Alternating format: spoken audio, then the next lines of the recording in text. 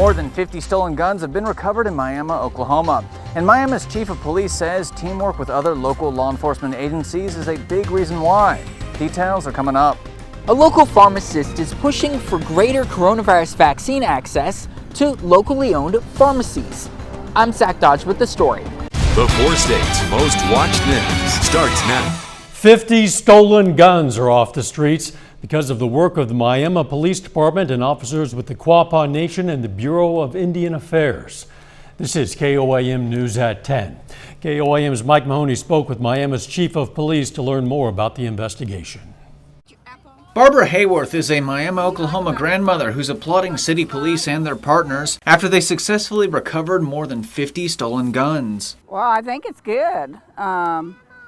It kind of eases your mind about it and that they are out there and they're protecting us. Miami Police Chief Thomas Anderson says detectives with his department and partnering agencies were able to locate many of the guns stolen from Don Hume Leather Goods at a Miami residence, thanks to good old-fashioned police work. Miami PD officers, along with an officer from BIA, another one from the KOAM Nation, tribal marshals, all went out, started beating the streets and doing what they do best. This case is off to a solid start, but the chief says it's far from closed. We are still waiting for an inventory from the business. They estimated just at 100, probably, maybe a little over 100 guns that were stolen. The chief also says arrests are forthcoming, and he's hoping the remaining guns can be located as the investigation wraps up. Until then, he is tipping his cap to the officers who have located the firearms, and applauding all agencies involved for their cooperation and teamwork. We have just such a great relationship now with the county sheriff's office, with all the adjoining agencies, with the tribal agencies, and we work together. Everybody's goal is to make our community safer. And not just Miami, the entire county, the entire area. In Miami, Oklahoma, Mike Mahoney, KOAM News. We reached out to the owner of Don Hume Leather Goods for his thoughts on the gun recovery, but he was out of town and unavailable for comment. The Kansas Highway Patrol is called out to help investigate what police called a suspicious device near the PSU campus. PSU police discovered the device around the 1500 block of Joplin Street near the campus. They called Pittsburgh police, who called in the Kansas Highway Patrol Hazardous Device Unit. KHP troopers left with the device. Authorities are not yet releasing any more information. The Parsons-Kansas Police Department arrests a man for allegedly shooting a dog. Police say they have video that shows the man shoot the dog, even though the dog did not make any threatening moves toward the man. When officers found the dog, they say it was still alive but in shock, so it was rushed to the Parsons Animal Hospital for care. The suspect has not yet been officially charged. Checking in with Doug Hetty now. We had a beautiful day really for March today, Doug, and I guess we have another one on the way.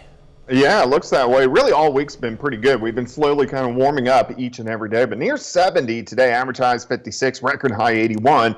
Set back in 1983. Temperatures right now, they're not bad. Most of us upper 40s to lower 50s, and we'll continue to slowly drop back as we go through the overnight hours. But clear skies, there's nothing going on here, nothing across the Central Plains. In fact, you got to travel out toward the west before you find our first storm system. But this system will start to affect us tomorrow night and into Friday. But ahead of it, we look pretty good. We'll drop back to 41, sunny skies in the morning, 53, 66 by noon. High temp is 71 degrees, so another fantastic day on Thursday. Then, of course, some changes moving in. So we're going to break it all down for you here in just a bit. All right, we'll catch you then. Thanks, Doc. Baxter Springs, Kansas pharmacist advocates for faster access to coronavirus vaccines for locally owned pharmacies. The owner of a handful of local pharmacies in southeast Kansas and southwest Missouri is pushing for more access to the vaccines. KOAM's Zach Dodge has why. A wave of relief and excitement from a single prick. A little bitty prick? I didn't even feel it. He's good. Yoli Gayoso gets her first dose of Moderna vaccine at Walker Drug in Baxter Springs. I was thinking of going to Columbus to have it done, but this is just a few minutes from home, so this is really convenient. But at this time last week, the pharmacy didn't have any doses. It wasn't until February 25th that the pharmacy got their first shipment. 200 doses came in on Wednesday as well, including 100 doses of the Johnson & Johnson single-dose vaccine. Well, you got the best shooter in the West. Right out of the bat, when we thought the distribution of the vaccines needed to come to the people rather than the people coming to the vaccine, we thought that community pharmacy was the best access. So pharmacy owner Brian Caswell started getting ready for distribution, buying the right equipment and making sure employees were certified. But it wasn't until months later that they started getting their first doses. There was a lot of pent-up frustration during those days, getting ramped up, being ready, and just not having the vaccine. It was always a plan for vaccines to be distributed to community pharmacies like Walker Drug, as well as large chain pharmacies like Walmart and Walgreens. And it was announced in February that chain pharmacies like Walmart would start offering doses at retail locations. But they've just started to trickle in at community pharmacies. There's story after story of community pharmacies that once they got the vaccine, they got them out there pretty quickly. In Cherokee County as a whole, Public Information Officer David Groves explains the health department has used more than 2,000 doses. And if the local pharmacies had started getting them at the same time, their numbers could be even higher. They know the people in our community. They have relationships with them. There's really no need at all for them not to be able to administer the vaccine. Now that we got them in, we're rolling them out. We're glad to have that opportunity. We would like to appeal to the state and to the feds to say, you know, if we can get more, we can get more people in and out the door. In Cherokee County, Zach Dodge, KOAM News. Caswell is also the president of the National Community Pharmacy Association. He says that since many pharmacies in Kansas are just now getting doses, they're having a hard time filling appointments in the current phase. So they may start pushing the state to move to phase 3 so no doses go to waste. The reported number of COVID-19 deaths in Oklahoma jumped by about 2,500 overnight. Yesterday, the state reported a little more than 4,500 deaths. Today, that number increased to more than 7,000. The increase is because the state health department began using the count reported by the Federal Centers for Disease Control. Officials say the state's lower total was due to the state more fully investigating deaths of people diagnosed with COVID-19 rather than relying on death certificates. A new air service provider is coming to the Joplin Regional Airport. Envoy Air is operating the flights currently at the airport under the American Eagle banner, a part of American Airlines. American Airlines had entered the Joplin market under the Essential Air Service, or EAS, subsidy provided by the Department of Transportation. American began operating on its own without the subsidy a couple of years ago, but market conditions have made it difficult for them to continue offering the Dallas and Chicago flights in the city. Through a new EAS bid, SkyWest is going to take over flights at the airport effective June 1st. SkyWest will operate through United Express, a part of United Airlines, and that change means there will no longer be Dallas flights at the airport. SkyWest is one of the biggest carriers, the largest regional carrier in the United States, and they fly for a number of different, they fly for American, they fly for Delta, they fly for United, but primarily they fly for United Airlines. It's going to connect Joplin to Chicago and to Denver. Stockham says they hope to have more information on the SkyWest flights in the coming weeks. Paying utility bills at the last minute is a bit easier now in Pittsburgh. The city today cut the ribbon on a new kiosk. It's called JACK. Stands for Justified Automated Collections Kiosk. It's a 24/7 system that allows residents to pay their utility bills using cash, check, or credit card. It's a really beneficial tool. I hope we can bridge the gap with those individuals that don't feel comfortable with technology. I'm certainly willing to come out and help them anytime. If they call and say, hey, I've tried to use this kiosk, I'll be happy to come out and help them. The kiosk is at City Hall on 4th Street in Pittsburgh. Still ahead, President Biden strikes a deal with moderate Democrats to get them on board with the COVID-19 rescue package. And later, Kansas lawmakers work on a plan to help cities burdened by extremely high energy bills from the winter storm. President Biden called for unity from the House Democratic caucus on his American Rescue Plan as the Senate prepares to take up the House-passed measure this week. The President and White House health experts are also speaking out against the rollback of state COVID restrictions. Reporter Natalie Brand is on Capitol Hill. President Biden addressed the House Democrats' issues meeting as the Senate is set to take up his $1.9 trillion COVID relief bill. Each piece isn't just defensible, it is urgent and overwhelmingly supported by the people. It's good policy and it's good politics. Ahead of legislation moving to the floor, CBS News has confirmed that President Biden struck a deal with moderate Democrats to make the $1,400 direct payments more targeted. They will now end at $80,000 for single filers and $160,000 for joint filers. We're all making some small compromises. The COVID relief vote in the Senate will look different than the one in the House. There will be up to 20 hours of debate, followed by what's known as a vote-a-rama, during which various amendments can be proposed.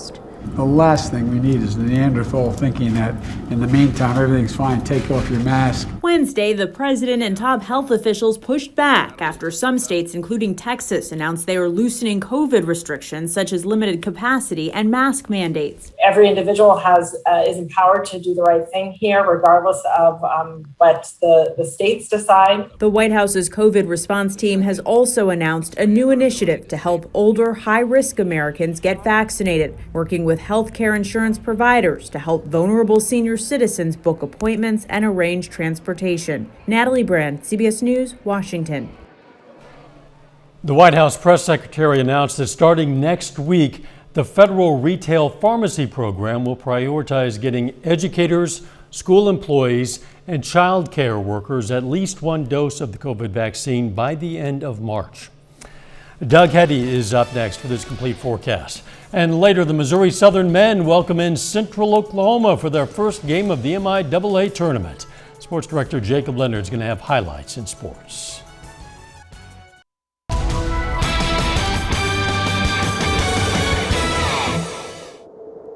Definitely turned out to be a wonderful Wednesday for us today. Really all week long has been pretty good. We've been slowly warming up, but we've gone into the 60s every day, near 70 for us today, even a little bit warmer as we work into Thursday. So enjoy it as we will cool down a little bit by the time we head into the weekend. Great time lapse. This is Indigo Sky Casino and Resort. Of course, Indigo, and just outside of Seneca, Missouri. But look at this mild stretch. So 69 today. Average high or normal high is 56 degrees. Tomorrow we should go to 71, so we're even warming up a little bit more. Temperatures right now, they're still pretty good. Most of us are sitting near 50 or into the upper 40s, and we're not going to back down too much throughout the overnight hours tonight, thankfully, due to a light little south wind that is going to keep our temperatures up. So I think most of us will drop right around 40 for an overnight low. So as we work through the overnight, we'll have clear skies. We don't have any moisture in the atmosphere. So just like today, we warmed up real easily. We're going to cool down real easily. We're going to drop back to about 41. Clear skies all night long. Sunshine in the morning, but look at our high temp, up to 71 during the afternoon. Clear skies, nothing going on here. Nothing is going on in the Central Plains. So let's go to the left coast. Here's our next storm system. It is a weak system, but you can see it's causing some rain across parts of California, Nevada, Utah, into Arizona, but it's a cutoff low. The main flow of the jet way up north in parts of Canada. So this is just kind of meandering its way off toward the east, but it doesn't get the energy of the jet stream. So it's a fairly weak wave that is going to really roll in late tomorrow and then into tomorrow night. You can see it moving right out across the Rockies, and then it will start to sink into the southern plains tomorrow night and then into Friday. So it's really going to be a glancing blow, and it's not going to have much in the way of moisture to work with in the first place. So we're not going to see widespread rain. Let's start with tonight. Pretty much clear skies, temperatures near 40, plenty of sunshine during the morning hours. We warm into the mid to upper 60s. Watch the mid and upper level clouds. They increase throughout the afternoon. It doesn't matter. It's still going to be a fantastic day. 41 to start, 66 by noon, 71 during the afternoon. Plus, it's not even going to be that windy. South winds 5 to 10, maybe 15. Clouds continue to thicken tomorrow evening. Look at the showers starting to develop out to the west. Again, this is just going to glance our area. So some light little showers start to work in after midnight, and then hit and miss light showers Friday morning. By Friday afternoon, these will start to sink off toward the south, and rotate out of the region. So a very weak system, but it is going to change our weather up just a bit. Get outside, enjoy tomorrow, 71, and then on Friday, 53.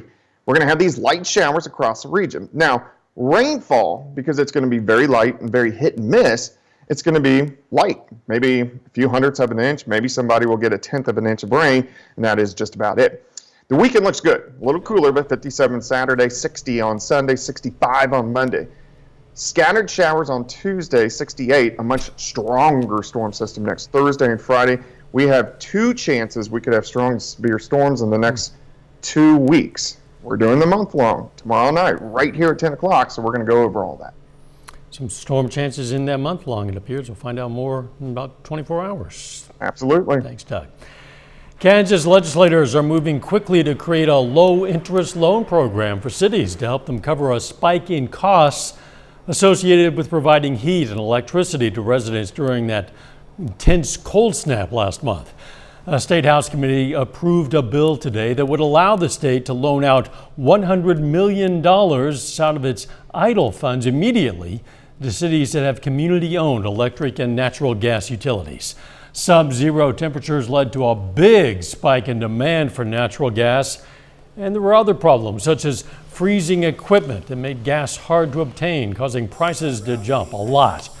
Cities, including Altamont in southeast Kansas, now face natural gas costs that are more than the city's annual budget. Coming up in sports, the Missouri Southern men hit the floor in the first round of the MIAA tournament. Plus, Pittsburgh aims to move on to the sub-state championship game. Jacob Leonard joins us with details up next.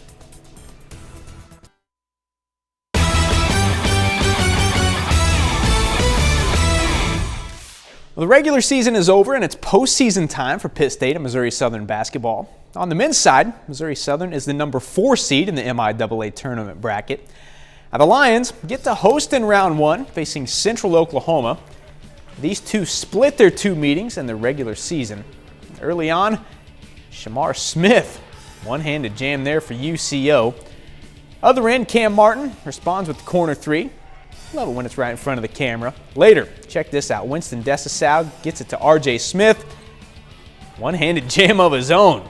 Second half, it's turned into a dunk fest, man. Martin's turn on the other end, 2-hander there. He scores 31 tonight. Offense was on for the Lions. They just couldn't get a stop, man. Cam Givens makes it 3 for Central Oklahoma. UCO knocks off Missouri Southern tonight, 109-101. We were playing catch up the whole game, and it's a talented team. You can't come out and let teams get you down like that at the beginning of the game, especially when it's tournament time. Just no energy. It's just strange, honestly. Your life's on the line. You're trying to continue to play another day, and they just were hungrier and more aggressive than us. On the women's side, Pittsburgh State, tough one to open the tournament, on the road against 14th ranked Nebraska Kearney. Gorillas fall in this one 66-50. Maya Williams leads the way with 13 points and 6 rebounds. Pitt State finishes the season with a 14-9 overall record. The Missouri Southern women also on the road in round 1, facing top-seeded Fort Hays State. The Lions drop it 71-44. Southern ends the year with a 9-14 overall record. The Pittsburgh boys also kick off the postseason tonight. The Purple Dragons are the number 1 seed in their sub-state bracket after going 12-6 in the regular season. Now, Pittsburgh hosts Blue Valley Southwest this evening. The winner moves on to the sub-state championship.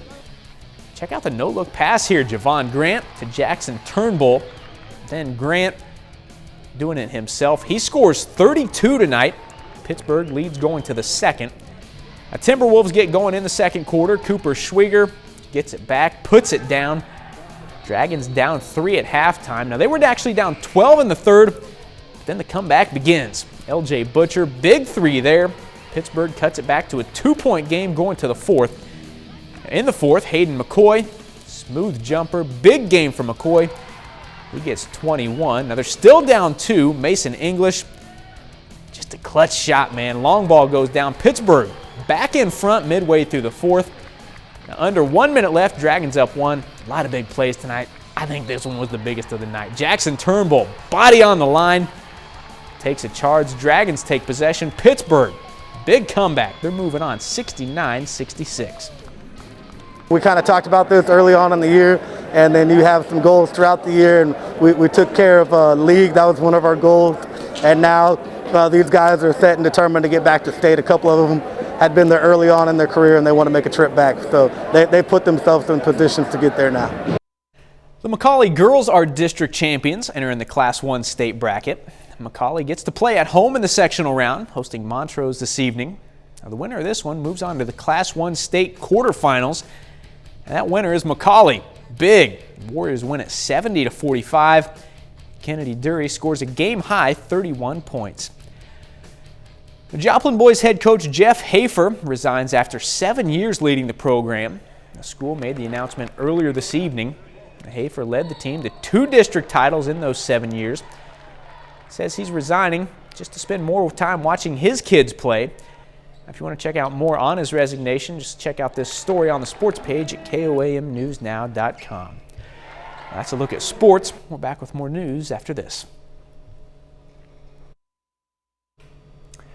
Take time now to honor a local veteran. Mike Tritle served in the U.S. Army. The McCune, Kansas native was stationed in Iraq during Operation Iraqi Freedom, and we are proud to salute Sergeant Mike Tritle.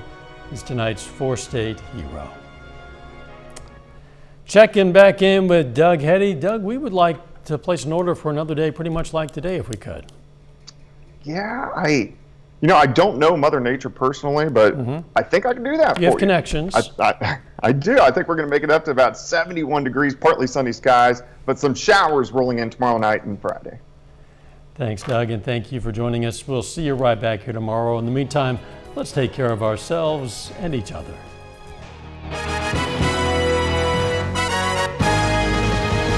If you see news happening,